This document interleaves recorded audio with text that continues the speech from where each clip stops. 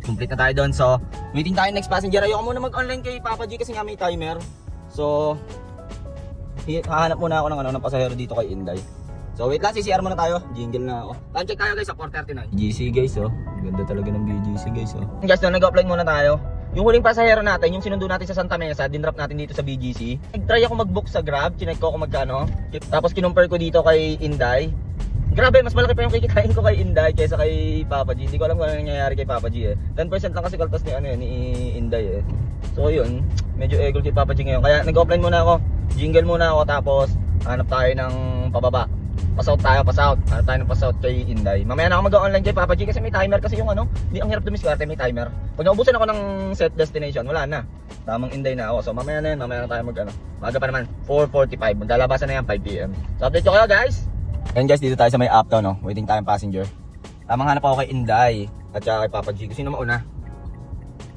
At syempre dapat if the price is right, if the fare is right. So time check tayo, 7:06. Ayan guys, in-accept na natin itong opportunity lumabas. Uptown to guys. Sa uptown. Tapos ang drop off na ito sa may Ugong lang, oh. Ugong, Paseo de Arco. So tara, pick upin na natin. Time check, 5:20.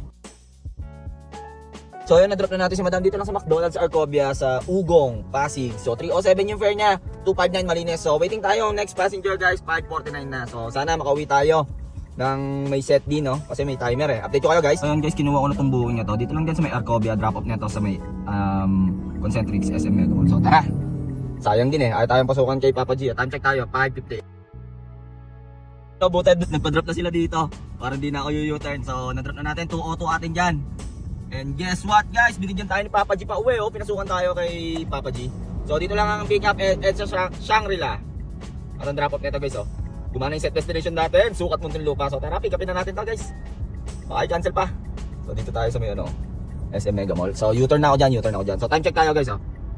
6:35. So yan guys, pag sinuswerte nga naman, no. Galing ako ng Ugong, in-accept ko yung kay Inday, papunta dito sa Concentrix. Buti pumayag yung pasahero na dito na sila bumaba sa may sa may ilalim ng tulay. Tapos in-online ko si Papa G kasi may set di pa ako eh. Ang paso nun sa 7. So yun. Gumana yung set din natin guys. Binigyan niya tayo ng pababa papuntang Sukat, Muntinlupa. Kung sinuswerte nga naman. Okay na to, PWD. Yan talaga buhay. Pero okay naman yung fare.